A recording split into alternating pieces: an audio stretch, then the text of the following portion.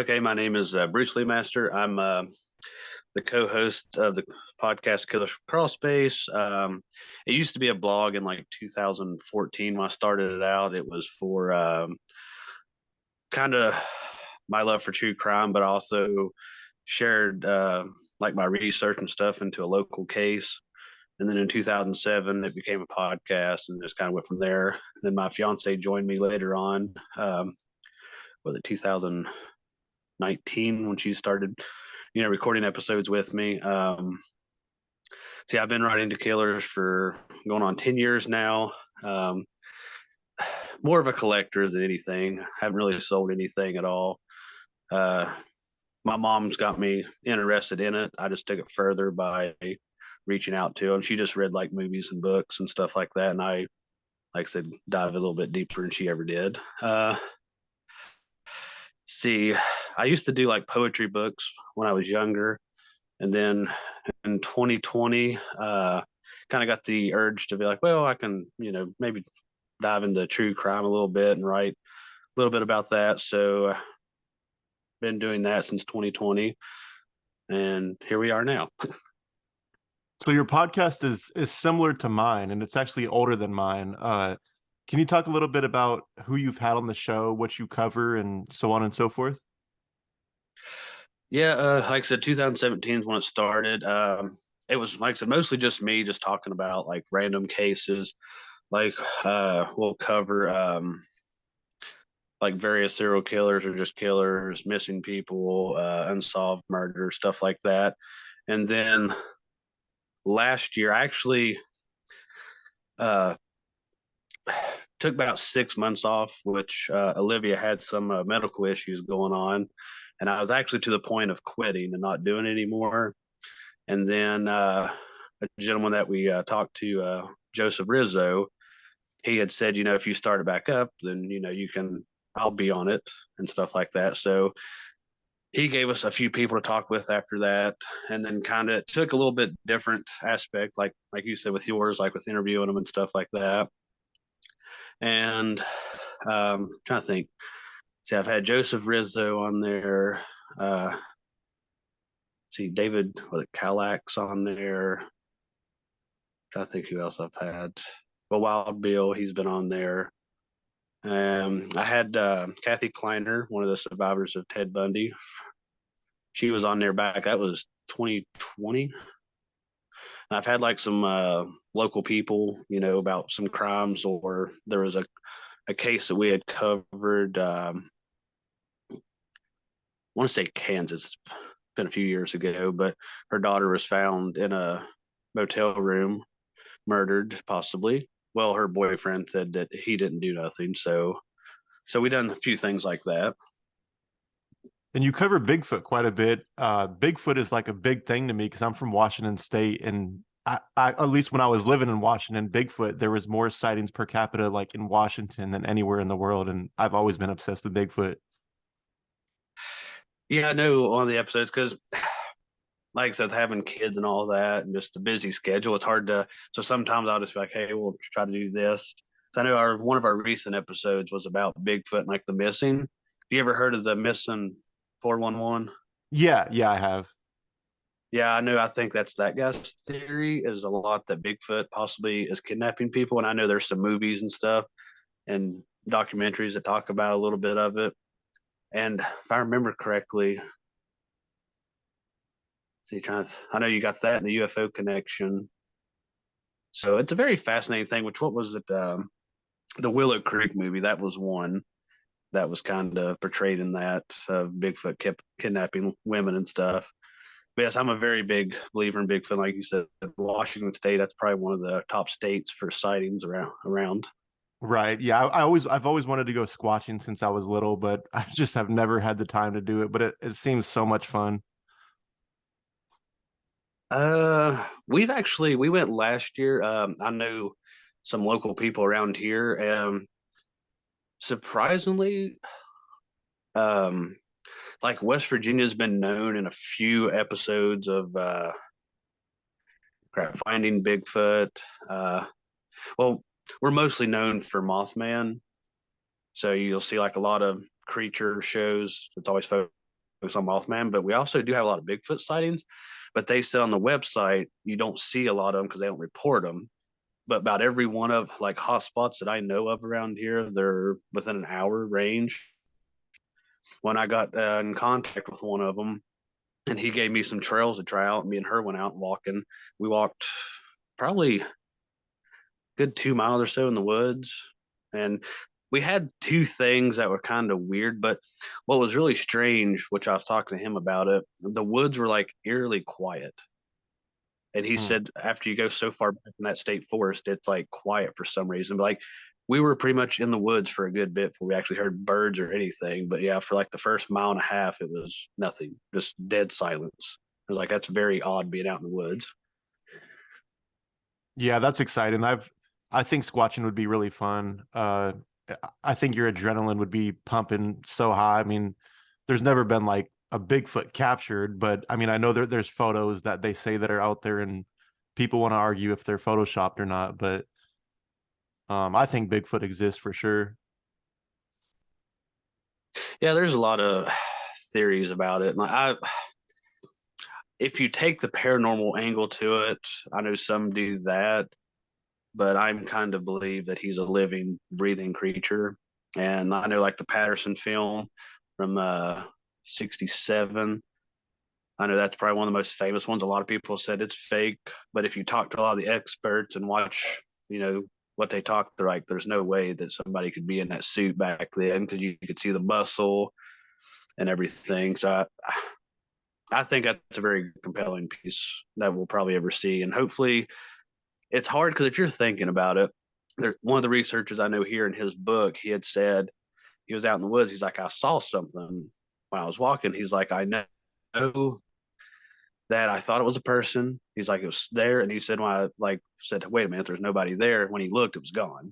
But he said it was like crouched down behind stuff. Cause I think if I remember correctly, he heard stuff like whatever it was. I think he heard people like over the hill, and he's wondering if it was like hiding from those people. And then when he's seen it, and he like his mind didn't react, but like people always talks about like the blurry pictures and stuff. But unless you're holding your phone recording, like when I walk in the woods, my phone's used in my pocket. So if I see something, you know what I mean? By the time I get it out, it's probably going to take off running and it's going to be a blurry picture.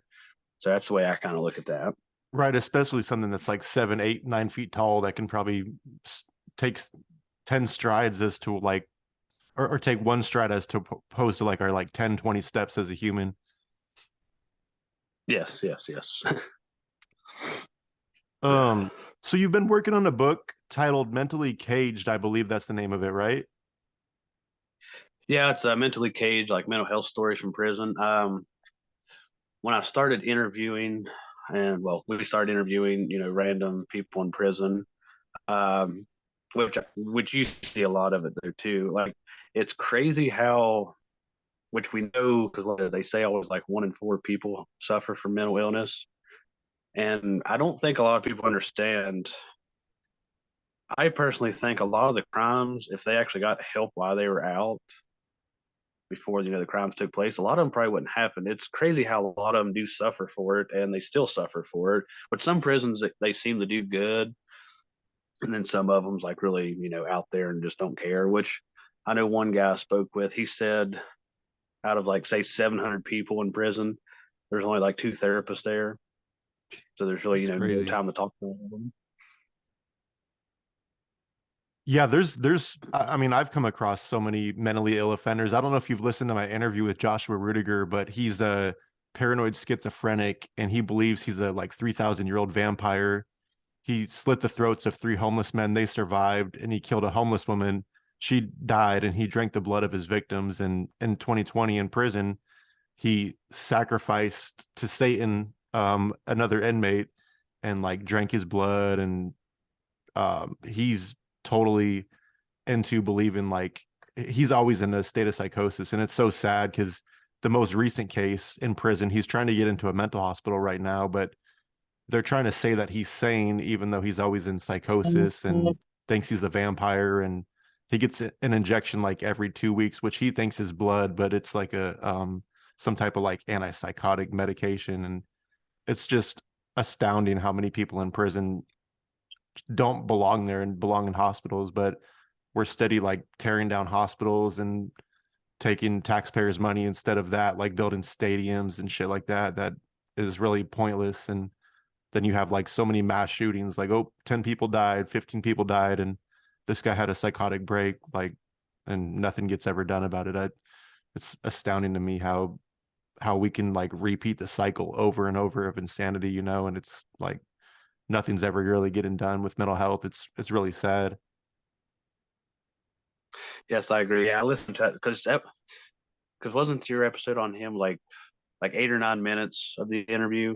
That was a bonus episode. Yeah, I did a full interview with him, then I did like a bonus episode. He's one of Okay. my most interesting like inmates that I speak to. So I'm always doing stuff with him because he just blows my mind. You know, I mean like a real life Yeah, vampire.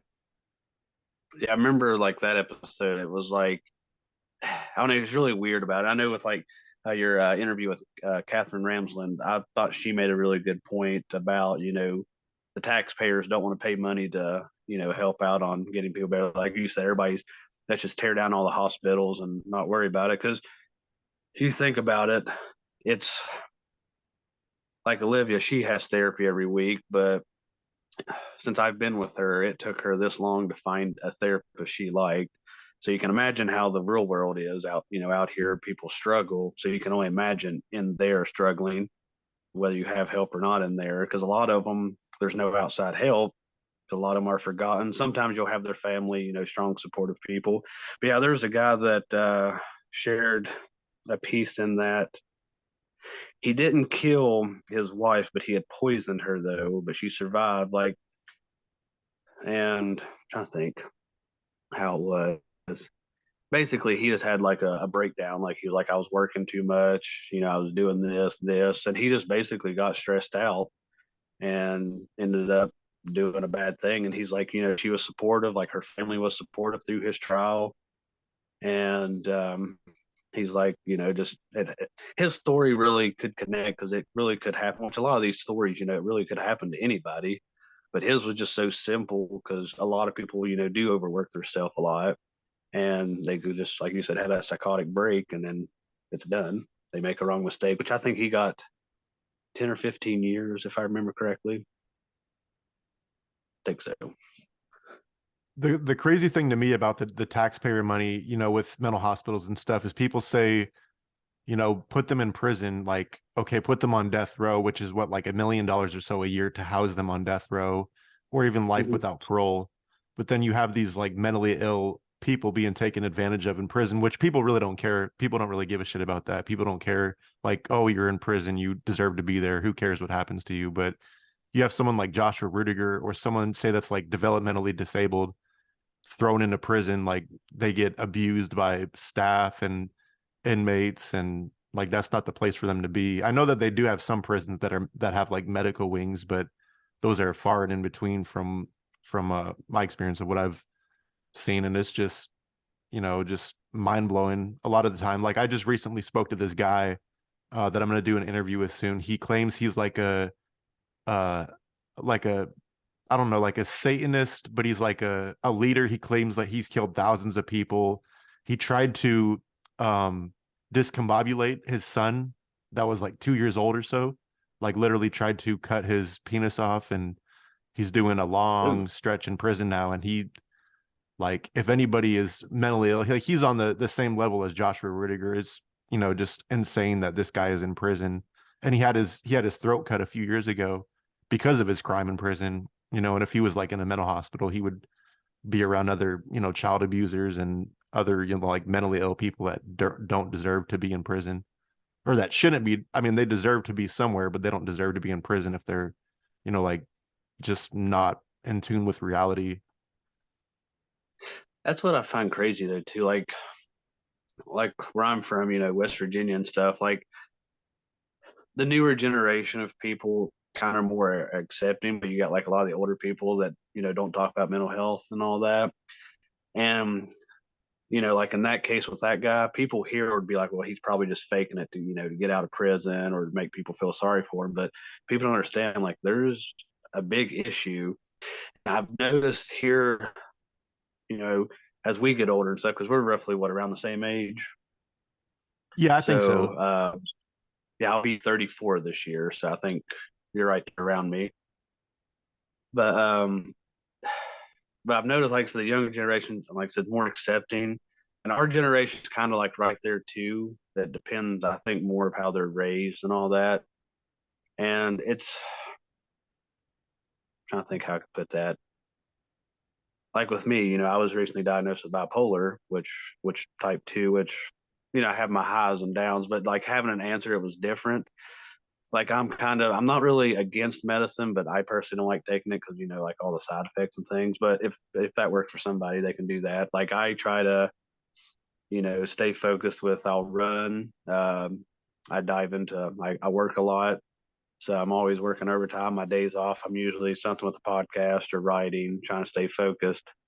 And some people don't have that, and then you know they don't have an outlet to you know take over their mind to keep them off track, well, on track. Then something like that makes them off track, and then can end up doing anything, sadly. Right, right. All it takes is one bad day or like one psychotic break, and I mean, you could hurt somebody, hurt yourself, or end up in prison for life for like one bad mistake. It's, pretty mind blowing what mental health can do to one's brain. Yes, yes, I agree. I agree whole lot. But hopefully, like I said, I think the more we get out there and the more thing, I think it will get better. I believe. I hope, anyways, to an extent. So we'll just Right. have to see how it goes. So you've authored a few books, one of which was with correspondence from Philip Jablonski, who was one of the first people I actually wrote to, and one of the first serial killers I visited. I don't know if I visited him or Jack Spillman first, but for those that are listening that might not have heard of Phil's case, can you break it down a little bit? Yeah, I'm trying to remember. Like, so when he's not really. It's fascinating that he's not well known. Like he is in the true crime field, murderabilia, because he did write to everybody. But he was convicted of what, five murders. He had murdered his wife and what, 78. I know he served for a few, like 12 years, got out, and then had murdered well, his wife again. He tried to kill his mom while he was in prison. That's why he ended up getting longer, like a little bit. And he had killed the lady that he took home from school, that he went to school with. That's the one he carved, what, I heard Jesus in her back. And then he had married a girl in prison, and he had went to her house and killed her and her mom. Very, very gruesome. And then he had killed a lady an older lady at a gas station. Now, I know he's kind of talked about killing. I know he confessed to another murder. I couldn't find anything on it that lined up, but it was hard to believe what he said. Like he was one perfect too. Like he'd be like, asking about your family, how's your kids doing? The next minute he's talking about, I used to rape my sisters. I want to pimp out babies. Like he was always all over the place with his correspondence. Which, what's funny though, like when you look at him, he don't look intelligent. You know what I mean? Like he Oh just yeah, kind of like definitely. Your when you stereotypical dumb serial killer. like Henry Lee Lucas and all them. Like if you say, "Hey, I talked to a serial killer" or something like that, like that's who people picture. But when you had the interview with him, that was when you done what, Criminal Perspective? Perspective, yeah. Yeah, and I remember listening to his voice and stuff, and I'm like, because we talked about doing phone calls, but I never got around to it. But like, he don't sound like I pictured. I really thought maybe it's from where I'm considered hick. So maybe I just thought that he would have like a redneck voice and just sound stupid, but he actually did sound intelligent. And I don't know, I just was not expecting his voice to sound like it was. I was expecting something completely different. But yeah, he was, which you said you had visited him, what, a few times? Yeah, I spent 2 days in a row with him, and the first time I met him, he put his hand out to shake my hand, and he had like open sores on like literally every single hand, and he was picking at them as I went in there. So I grabbed his shoulder and was like, "Nice to meet you." That's probably one of the like the most awkward meetings I've ever had next to Jack Spillman when I didn't know what he looked like and he came up to me and was like, Andrew? I'm like, yes. Yeah, Philip, like I said, he was just an oddball, like so weird. Like I always told people he was like your creepy uncle or grandpa you didn't want to meet because I remember one. You remember when like people was leaving their kids and stuff in the car when it was too hot and they were dying because I Yeah. wrote him around that when that was big, and he's like, I would save the baby and all that and the kid, and I'm like, well, that's nice. And next thing you know, he's like, yeah, then I'd take it out, rape it, go pimp it out, and do all that. I'm like, never mind. There Right. is no niceness. Right. I remember being in visitation and we saw this little girl go back in a room because on death row, like you could have visits with your family and stuff and have like play with toys and stuff. And he kept eyeing that little girl and I was like, what's up, Phil? And he's like, you see that little girl right there? I'd love to take her back in that room and she wouldn't come out alive and I'd have my way with her. And he went into details on what he would do to this little girl. And she couldn't have been but like 6 or 7 years old, and I was just Wow. like, wow. Phil was one of those like rare breeds of evil that would talk about his crime, not only talk about it, but brag about it. I don't think there's really anybody alive today that really, like mimics Phil in that sense. And, he just was like a one of a kind, just evil dude, if evil exists. Yes, I like he would have been. I don't care. Like if he ever would have got out, no matter his age, I think he would have killed no matter what. Like I don't think it was ever like you said. He bragged about it because about every letter I think I ever received from him, because I wrote him for I know of at least good 3 years or so, at least 3 years, and every letter it had something in it, whether it be about one of his murders or something he wanted to do. Like I know he liked talking about like a lot of his other pen pals that he had received, and then he would be like talking about, this guy visited me and I want to do this with him and all this, and or people that wrote him and want to do stuff with him. But I know, like with his crime, like I said, his crimes are pretty brutal. There was a documentary that came out because that was right around when COVID was out. Oh yeah, like right after he died.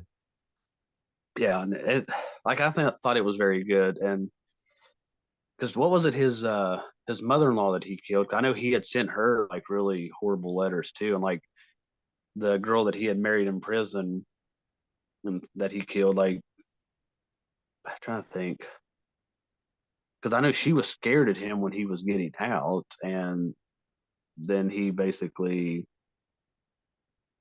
I guess in a way, still went over there when he wasn't supposed to. But I think he was mad that because I know he was trying to like get her to do stuff when they saw each other and she wouldn't, and then he's like, yeah, okay, because I know he was coming. They almost killed that person. I think can't remember. I know it was at the rest area when he pulled the gun out and then it fell and then the woman like took off and then he just told the cop that he didn't mean like to have it out or whatever, just fell out of his car or whatever. I know they said he was coming to Kentucky and somewhere else to kill somebody. So he was just like on a revenge of killing pen pals that he had, which I thought was very interesting. Which, like I said, I think if he would have got out, he would have continued killing. Which they said because he died, what was it, right before COVID started, wasn't it? It was like December and then COVID Yeah, came in yeah. March. I know they said he was pretty bad, like pretty sick. When somebody I talked with said that he was like really, really down. Was he like pretty intimidating? Because I remember people making comments where he was like kind of. I think they say he was like 6'2". Was Yeah, he like well, intimidating when when you I saw when I him? saw him, like I expected to be creeped out and whatever, and I was just grossed out more than anything by his open sores. But when I saw him, I was like, this dude killed 5 people, and I said the same thing about this dude in Texas, David Conley. He was probably like 5'2" and killed 8 people, and I was like, this guy killed 8 people, like. But Phil was different during our visit. Like there, like at one point we took a photo together and you're not supposed to have pens or pencils or anything. So he stops the guard. He's like, "Excuse me, can I get a pen? I need to autograph this for my friend." And I was just like, "Oh my God, Phil." He had no filter whatsoever, and he'd be dropping racial slurs when there was African American inmates like to the left and right of me, and they would be looking at us, and I'd be like, "Phil, shut up! Like you're gonna get me jumped when I leave here."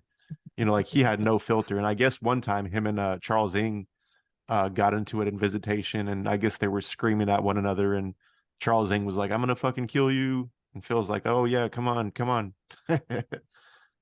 But and Phil apparently had a lot of beef with other serial killers like Doug Clark, Larry Bittaker, Randy Kraft. None of them liked him because he would. There was one pen pal that he, one female pen pal that he had that he tried to, I guess, like possess and not let any of the other like serial killers talk to her, and they all got into this. And like Uh, he got clowned, I guess, on the yard one day. Doug Clark was telling me that they made him go sit down and put his head in his lap, and he was just like twiddling his thumbs and just I think I know crazy like prison female. politics between serial killers. Yeah, I believe I know which female pen pal you're talking about. 'Cause I remember this girl, like quite a few letters he had mentioned her and was talking about like him wanting to marry her, like that was all his, that was his woman. She's wanting to see him. I bet that's probably the same woman. I remember he was saying, I think she was visiting somebody else in one of the letters, and he was real upset about it because she didn't see him. And I'm like, oh, this is going to be interesting. I Yeah, know he used to talk, like I said, a lot. It's crazy because there's a lot of big death row inmates in San Quentin, like a lot of the well-known ones. I just could imagine them all fighting over. That'd be entertaining. yeah. I call San Quentin the honeypot of America because that's like, I mean, there's what, like 700-800 death row inmates. I know that they're being like shipped around California now, but I think that's the biggest prison in the U.S. that has death row inmates, and Chowchilla too, I think. Yeah, I'd say so. Yeah, I know it's up there. Like that's for what a lot of your well-known ones. Which I don't know with Philip, like I said, you talking about his open source. Like he did seem like a sloppy. Like I think he planned stuff to an extent. 'Cause I know with his first wife, he had told her that he wasn't going to be there when she went there. Like I think to get stuff for their kid, and then she came back. Well, like, when she got there, and he had actually was still there, but he did seem very sloppy. Like kind of just done what he wanted to do and all that fun stuff. Yeah, I think he got lucky with his murders, and if this was 2020 or 2023, I think he would have got that one murder, and he probably would have been locked away for life, especially if they actually did like a competency hearing on him and interviewed him, and well, if he was actually truthful, I can't imagine they would ever let him out like this day and age if he committed murder. Mm-hmm. Yeah, I was surprised they only got that many years for his first wife. Like that's I don't know, that just fascinated me because he was like your typical. Because you always hear people like, "Oh, you don't need to write to killers because they'll come to your house." Like he was one that would, you know what I Yeah, mean? yeah, Like, definitely. like he was that person that would do that because I know because they always say, they manipulate people, which I think in a sense he did with women, which I don't say all of them do, but I'd say he was definitely your perfect prime example of one that would do that. Right. Yeah, most definitely. Phil was really manipulative, and especially with pen pals and everything. Like he would trade artwork for photos and whatnot. Like I know one person that was sending photos of his kids to Phil, like family photos, and he didn't realize Mm-hmm. it at first, but he would get letters like talking about, like jacking off to his kids and this and that. And here's a package of artwork for the photos that you sent me, like just crazy. Yeah. Yeah, that's messed up. Like I said, that's the type of person he was, though. That just, I know a lot of people said they miss him and stuff, but I don't know. Like I said, he was just one of them that was out there. Like I said, he was real well known because he wrote to everybody, just everybody. If you sent him a letter, it didn't matter who you were, he'd write back to you. Oh And yeah, yeah, yeah. He was like a Roy Norris, or like a just, yeah, would respond back, send artwork and trace his hand, and sometimes even rip some of his pubic hair and put it in the envelopes. Like one day I got an envelope and opened it on my kitchen table, and here comes pubic hair falling out onto the table with nothing holding in place. But yeah, I remember telling you about my experience. Like, I actually just popped up on my memories on Facebook of his hair. But yeah, like I think I'd ask him about it. And then that letter I got, like I was just sitting there and I opened it and it just fell all out my lap. I'm like, oh God. Like you said, it wasn't been nothing. It was just came right out, and I'm like, oh, because I wasn't expecting it, so when I was pulling it all out, it just fell out, and I'm like, oh, I hope this is not pubic hair, but I'm pretty sure it is. Like it looks like it. Yeah, Phil was, definitely a trip. That was probably one of my favorite visits that I had at San Quentin was with him, and the other was Wesley Shermantown. I played Candyland with him, not even kidding, for 5 hours straight because he had never played Candyland, and we played Candyland for like 5 hours in San Quentin. Like I wish I was able, because I know I visited one on Death Row in Ohio. Like I wish I could visit, other ones out there, but being tied down with kids and all that. Or, excuse me, I don't get to travel out as much as I would like to. Maybe when I get older and kids get older, because I'd like to go Washington, California, even just to go out, like we were talking earlier, to Bigfoot hunt and all that. I'd love to do stuff like that and go. Because I've only visited, like I said, well, it's Tim Hoffner, but well, she's transgender, so she goes by Stacy Vixen now. Like I had visited her twice because my ex-wife had family up there, so I'd get up early, and I think it was like they lived almost in Columbus, so I wasn't too far from Chillicothe, and went down there, and that was pretty interesting because I never knew the whole setting because they had explained to me like they usually have them in there. Well, the first time I went, I was in there by myself with like nobody, and they finally brought people in. But that was really, cause I remember talking to this couple. They're like, "Oh, is this your first time here visiting?" I'm like, "Yeah," and I was like, "I'm visiting." They were visiting, I think, their son, but he wasn't on death row.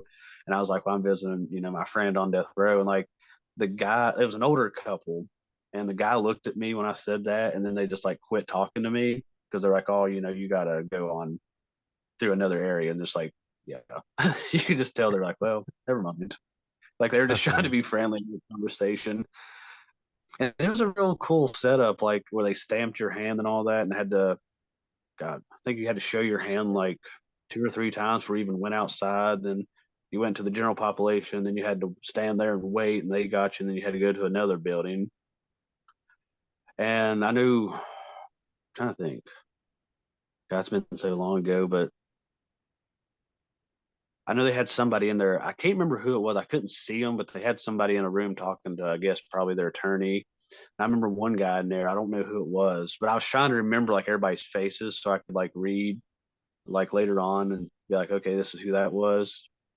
I did remember one guy because they had talked and stuff, and they're like, oh, I hadn't seen him since I moved, and this big guy, and turned out he had like killed like I think his stepson or something that was like 3 years old. But looking at him, you wouldn't think, because he was really well soft spoken and everything. And I'm like, wow. Then one guy, like I said, he got real heated about something. Want to say it was something in the vending machine. I guess one of the guards had told him that it would be there, and then when his family went to get it, it wasn't there, and he like stood up and started shouting, and yelling. I'm like, well, this is gonna be interesting. He ended up fighting somebody. I can't remember what food it was over. It was kind of amazing. The vending machine food wasn't that great, but to them it was really, like great. They're like, this is better than what we get. And I'm like, that's kind of sad.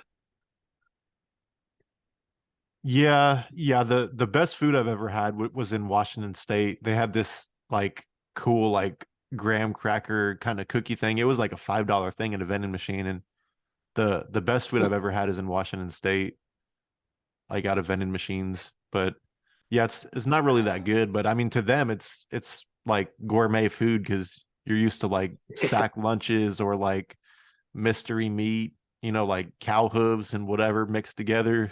Like that food out that vending machine is like heaven to them. Yeah, I try to think, like besides the candy bars, but like I think it's like burgers, to microwave, and I forgot what. I think like pizza, like the pizza. I think that was what we had eat. And I think, like I said, I wish I tried to get approved to somebody in West Virginia, but they wouldn't let me because I didn't know them before they were locked up. They were Oh, that's locked up weird. way before. Yeah, they were. See, I think they were in Moundsville in West Virginia State Penitentiary, and they had escaped, went to Arizona. They killed somebody over there, and trying to think, 81 maybe he was locked up. So way before I was born. And he's like, well, we could probably try to fight it, but we never got around to fighting it. But he was really cool because the reason I had wrote him is why I do paranormal stuff as well. I had caught an EVP in well, it was a maximum security area in 2009. And I'm like, well, I'm gonna, start writing some inmates that was in, West Virginia Penitentiary, well, state penitentiary, and try to see if they had anything experience. And he was like, well, that guy you had probably picked up because it was, I want to say it was Danny Lehman's cell, but he had got killed during the riot. They had shoved something in his eye into his brain and killed him. But I was provoking a little bit, and I actually got caught a horror. Huh. And yeah, it was really because when we got home that morning, like I passed out when my buddy called me that went with me, and he's like, dude, we picked something up in there. And then I listened, we both had caught it on both of our recorders. And, I would, when I talked to, what was his name? Ronald T. Williams was his name that I spoke with. And he's like, yeah, that guy used to call everybody whore. So, and some of the other stories I had told him, like things we had happened or something, he could kind of be like, well, this might have happened or something. And it was just interesting to kind of connect the dots there.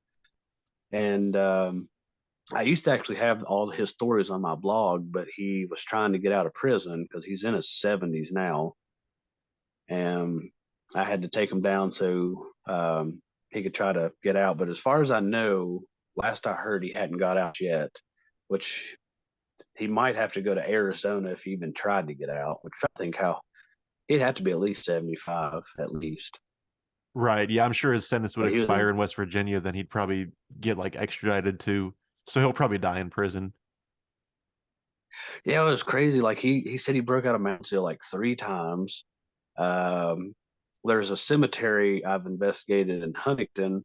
It's where the Marshall plane crash memorial and stuff's at. They got like their tombstone there and like some of the graves and all that of the people that didn't make the plane. Well, there's a state hospital like right across from there, and he's like, "Yeah, I broke out of that too." Because I'm like, "Well, did you see that cemetery? Like, you didn't pay attention." But yeah, he broke out of like 8 places. I'm like, "Wow, that is crazy." I just would not expect somebody to break out that many times, but it does happen though. It does. Which I think with Moundsville, the one time he broke out, it was him and a few others, and they had killed an off-duty trooper that happened to be driving by the area, and then they all went separate ways. Which he had actually told me a story too, because I'd done research on my town where I live at, and I had found out there was this guy that killed. Well, he killed a boy in a couple towns over, but he had actually kidnapped like 4 boys here, and like he tried to kill one, but he didn't. But he basically sodomized, I think, 2 of them. Like they all survived, got away. Well, I actually found out who his wife was at the time, talked to his ex-wife, and she was telling me, but he had actually got killed in Moundsville during the riot, where, he was a child killer, child rapist. They got a hold of him, and the way I understood, they drug him through that prison. They all spit, kicked him, I think stabbed him, and done a bunch of stuff. But crazy thing though, too, I actually worked with a guy that knew the boy that he murdered, and I actually worked with another guy here recently because he knew I was in the true crime, and he's like, "Hey, do you know this case?" I'm like, "Yeah." He's like, "What?" And turned out that was like his uncle that he Oh never wow. met, and he's like, "Yeah, my dad and stuff was telling me about it." And I just like I'm one of those people like when doing research and stuff. I like when things connect and find stuff like that. And I just thought that was really interesting. Huh. Yeah, that's pretty crazy. Eight escapes is is pretty good. I mean, that's Yeah. like Houdini level. Yes, yes. I'm trying to think. Like I said, he was on the run for a good bit till they found. I think he killed a guy in Arizona, if I remember correctly. And I think they said that he possibly, because does Arizona have the death penalty? Yeah, they do. Yeah. Because Yeah, I they thought they do. said that he was going to try to get him the death penalty if he went to Arizona. I think that's why he stayed in West Virginia. Like, I'll just serve a life sentence here. But I think he's trying to get out due to his age, if I remember correctly. Yeah, like a Which there was one, compassionate release. what is that guy's name? I wrote him for uh, hold on. I'm trying to picture his letter in my head. Dale Anderson. Dale Have you ever Anderson, wrote? like the serial killer Dale Anderson? If I remember correctly, yes. I used to He talk hit to a guy last time. named Dale Anderson in Illinois, and he was batshit crazy. I don't know if that's the same guy or not, but Yeah, yes, that's him. Yeah, I okay, had wrote to okay. him for a little bit. And speaking of getting out, he was trying to get out, and he's like, "Oh, I can come to your house, hang out with you, and everything." And I'm like, yeah, yeah, I'm done."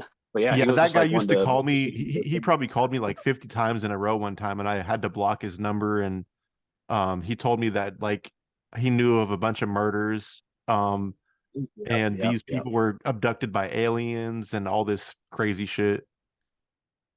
yep, yep. That's him. Because yeah, he was telling me that he knew all this stuff, and he can get me all this information about it, and then I could try to track all the stuff down. And I know he always claimed he was innocent. But yeah, that last letter he was talking about hanging out because I gave him my number at some point, and he never. I think he was wanting me to put money on his account, and I never got around to it.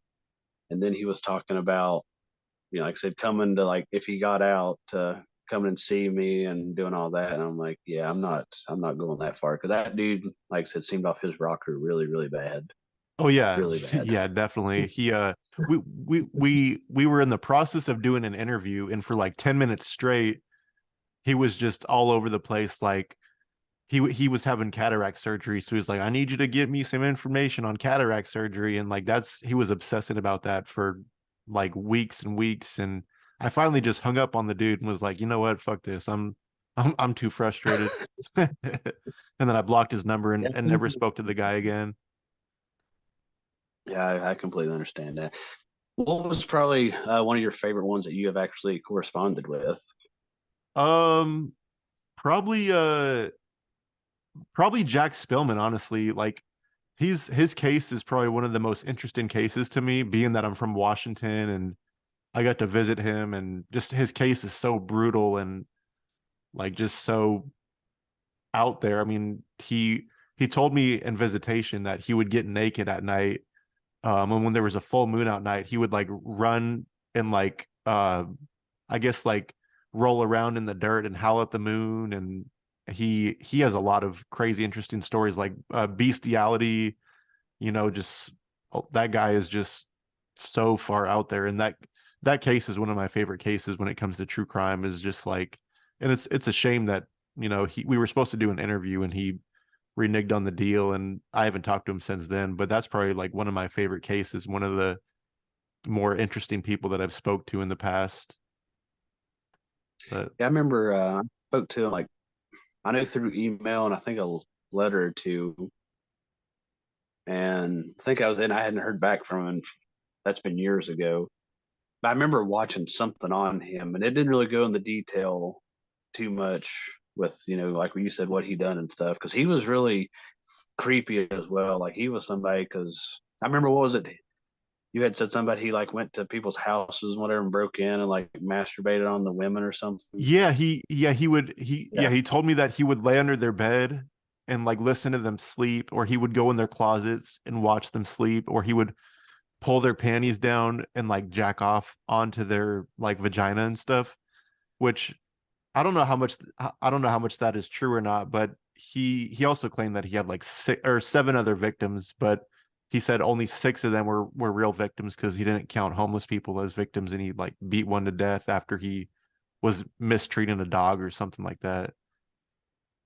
But yeah, that's Where do probably one of my favorite cases, like of all time, actually, because yeah, Spillman is just so that case is just so grotesque. And I mean, what he did to those girls, he told me that he you did that just to shock investigators, which I mean, that's like a lifetime of therapy, I would think. I mean, seeing two little girls, genitals removed and like shoved in their mouths, I can't imagine seeing that, like as a even as like a police officer or like a first responder. Mhm. I know my first case that I ever thought was interesting was with Ed Gein and stuff. I always found his case fascinating. Trying to think, probably out of all the ones I've ever read to, because did you ever write Bobby Joe Long? Well, No, I Robert Joe never Long did. for I tried him a few times, but I know he was always one that was like, I'm not interested. I want to talk to women because he was real like sexual and crazy with women. yes, I had wrote him just because where he was from West Virginia, and he responded back, and I wrote to him for a good bit, like years, and I got I sent him an email on JPay, and he was like right up before his execution date, because he was like in the beginning when I started corresponding was like 2000, late 2013, early 2014, and he was like, oh, I'm not going to get a date. I'm just going to sit here on death row. And then like his email right before he was like flipping out, that his date was coming up, and he was trying to he was panicking. But I wrote him for a good bit, which I think just with the connection, with West Virginia, even though he hated it. But I tell people a story. There's a book about him I read, and I found it fascinating because it said, oh, he got pulled over, and it literally mentioned his address in West Virginia. And I went to that address in West Virginia, and I went to in Kentucky to do a paranormal investigation at Battlefield, a Civil War battlefield. And I'm like, well, we're in the area. I was like, we'll drive by, see, if it's legit. It was. His mom was still there. She was some reason out at 3 o'clock in the morning getting a cat. And I'm Huh, like, that's well, I need crazy. to, yeah, because I remember he had told me in letters, and he's like, my mom's still there. She's like I think she's in her 80s now, like mid 80s. But she would have been about 81, 82. And he's like, I keep trying to get her to come to Florida because West Virginia, the snow. I guess she fell at some point around that time during the winter. But I just thought it was fascinating. But I think she's actually in a home now because somebody had messaged me and was like, hey, I am her nurse, and was telling me stories that like she still has pictures. But I tried. I know he got hit by a car here, but yeah, he would send me pictures of women that would he liked 40 to 50-year-old women because they always wrote really well interesting letters that he called it. And you remember the strippers off American Wedding movie? Um, I don't believe so. There's a cop and a maid. The maid one actually wrote him because I guess she was studying for, can't remember if she was just studying like to be a criminologist, but something in that field. But I guess she had wrote him for a good bit of time. He was telling me about that. But yeah, he was wanting me to like do scenarios with him about like if he like broke in his house, like in my house and stuff, and like what would I do, and then basically wanted to do like a rape scene with me in a sense with my my wife at the time. And I'm like, what? And he was like Huh. wanting me to like reach out to people at work, like random women, and be like, hey, you want to write him? It was really, really weird. He used to call me, call himself to me his my Uncle Bobby. And I'm like, wow. But there's a funny story. And where I used to work, I used to do security, and we'd like sign people in. Well, in our hallway, we had a camera, and literally this dude walked in, and I'm like, oh my God, this guy looks like Bobby Joe Long. There is no way this is Bobby Joe Long's son. Okay, the guy signs in, we get him taken care of. He goes in, I look, see his name. His name was Chris Long. Huh, And that's crazy. I'm like, oh my God. He looked exactly like I said, exactly like Bobby Joe Long. The only thing it was he just had dark hair where he was younger. I was like, I need to find his son's name. I was like, because I was going to write him and say, hey, I just saw your son. Well, I done a little research on that, found the letter. His son was named Chris. So I'm like, this maybe this was his son. Well, then they ended up doing a show on him where it talked to his wife, well, his ex-wife, his son. Turned out it was a completely different guy. His son was on there. And I think his son had long curly hair, and I'm like, oh, but yeah, this dude looked exactly like it. But like I said, with the name lining up and everything, I'm like, what were the odds of that? But Right, I thought right. that Yeah, was, that would be really yeah, wild if that was his son.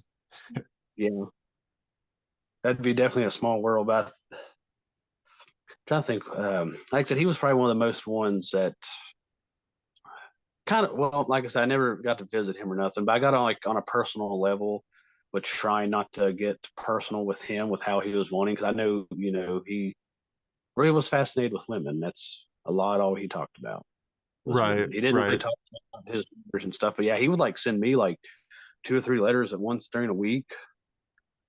And then towards the end, he was like, I'm getting all these letters from women.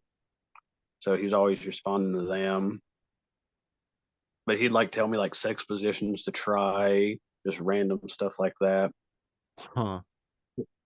Yeah, it was odd. Yeah, he But I guess was, he's yeah, his case was pretty interesting. He was like a what you consider like a sex slayer, huh? yeah, I know. I always found fast, which he was jealous though too, because where he knew Ted Bundy, because I knew some people that had talked about Ted Bundy with him, and I guess he kind of got jealous about it. But he had said, that he played like racquetball or and a couple other things with Bundy. He's like he was actually somebody I could hold an intelligent conversation with here because he like hated like everybody, and which I'm trying to think all who he would have been locked up with quite a bit of people, which he was Right. with Bobby. Like, because I read that in a book as well.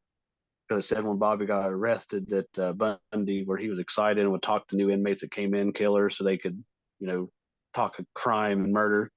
And I was like, I'll ask him. And he actually did know him for, I would say, about 4 or 5 years before he was executed. That's pretty crazy. I bet they had some wild conversations together. Yeah, it would have been interesting. He never went into detail about what kind of conversations they had, but you can only imagine, though. Right. So where can people listen to your show and keep up with upcoming interviews and projects that you have going on social media? They can, well, I have a page, Killers Crawlspace. They can follow me there. Trying to think what my TikTok is. I don't know if it's under my name. Excuse me. Excuse me again. But my podcast is available on um, Podbeam. But you can listen to it Spotify, which I try to upload like the interviews on YouTube. Trying to think what else. The Apple Podcast, Stitcher, pretty much all the well-known ones. It's on there. I just know YouTube. I have to manually do that. Like I said, if you follow a Facebook page, I usually try to post on there because I'm working on the mentally caged book and I'm working on another one because Joseph Rizzo had given me the nickname Wolfman because, as you can tell, I'm just a ball of hair anymore. But so he had gave me that name, so I started doing a project with a gentleman, and so I call it the Wolf and the Killer. So I'm representing the wolf, and I'm just talking. I'm hoping I have 2 people so far interested, and I've already got one pretty well, not too far from being done. Hopefully within the next couple months. But it's basically like his thoughts, his crimes, like what made him do what he done. So I'm trying to hopefully make it a series. So far, like I said, I got two. One's pretty much done. Probably hopefully about October, November is what I got a date in mind. The next one won't be until next year, depending on how everything goes. But I'll post things on there and kind of keep everybody up to date on that. So you know how like recording all that, like and writing, it's just the promoting aspect of it's a whole different ball game because you have to be on that pretty much 24/7 to try to get out there, especially if there's so many. Because like usually when somebody always says, "Hey, what podcast you listen to?" I always try to throw out yours because I've always listened to yours when I can. I need to actually catch up on it since I became a team lead at work. Everybody's always talking to me, so I don't get to actually put my headphones in, listen to true crime podcasts anymore. So I'm kind of a couple months behind. So I need to get caught up on them. So before we get out of here, is there anything that you'd like to talk about or plug? Uh, so you're trying to think. Not really. Like I said, I'm hopefully going to do a decent schedule with recording. I'm working, like I said, on my books, and me and Olivia's working on 2 people's books that we're hoping to get published for them, and trying to help them like sell their artwork. Which we have episodes out. One's getting ready to come out tomorrow, and the other one was out 2 weeks ago.